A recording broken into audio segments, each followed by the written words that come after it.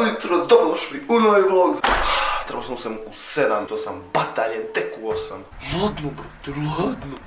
Uglavnom, mnogo tehničkih problema imam, već započnem drugi vlog i sada moram da idem na faks da završim editovanje. Drugo, ono što je još već problem, nisam punio kameru, a ostalo mi malo baterije. Brate, znači, ogromni problemi, ali ono i dalje sam excited. Daj da se presvučem. Bum! I eto, sada već možemo da krenemo. Pazi ovo, ako sam ja postao dobar matematičar, da sam ja ovo uspeo da izvedem. Ko god želi da bude uspešan mora da isprati ovu formulu, znači.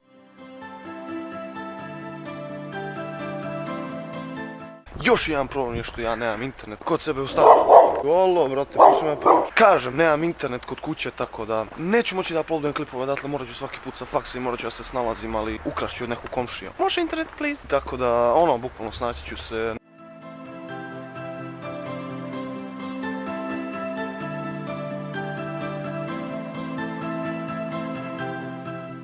Mora nešto i da se prezaloga i 2 banane i pločice, to će bude do jaja.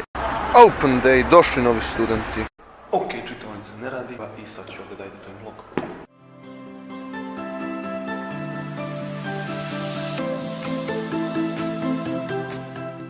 Evo je drugarica kao moralna podrška dok sam editovao klip.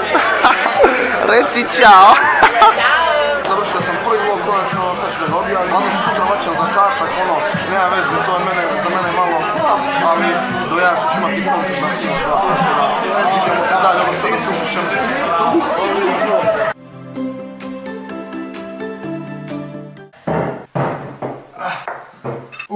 Može malo nešto da jedem. Ne znam na što će da liči ovaj vlog. Žurim na sve strane, zakačit ću na predavanje. Ali dobro, htio sam vlogerski život. Telefon, najveći problem. Telefon sam još davno sjebao, znači.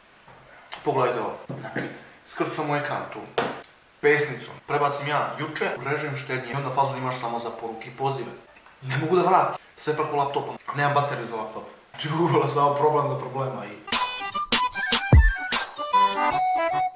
Kako dobar sir ima. Dobre, našao sam šifru od neta, idemo sad, mogu da uploadujem klipove odavde i da editujem i da skidam muziku koja mi treba za editing, bre, sve dolazi na svoje mjesto, malo po malo. Čas...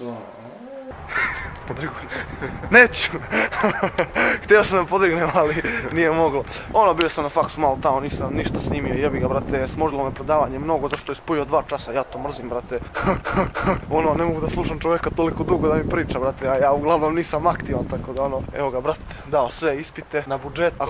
Ako želite da znate kako to, znači, javite se Filip Petrović, ostavit ću ga u opisu klipa.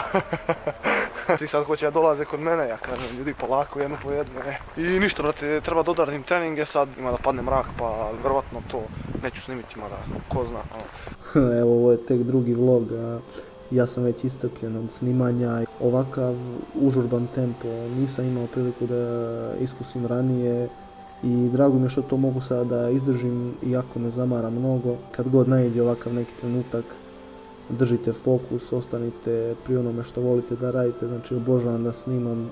Može se vidjeti da mi je energija mnogo niža danas, znači stvarno sam iscrpljen, ali ono, drago mi je što radim ovo i nastavljam i na kraju dana samo bitno šta ste vi uradili tog dana, koliko ste bili produktivni, tako da cepajte.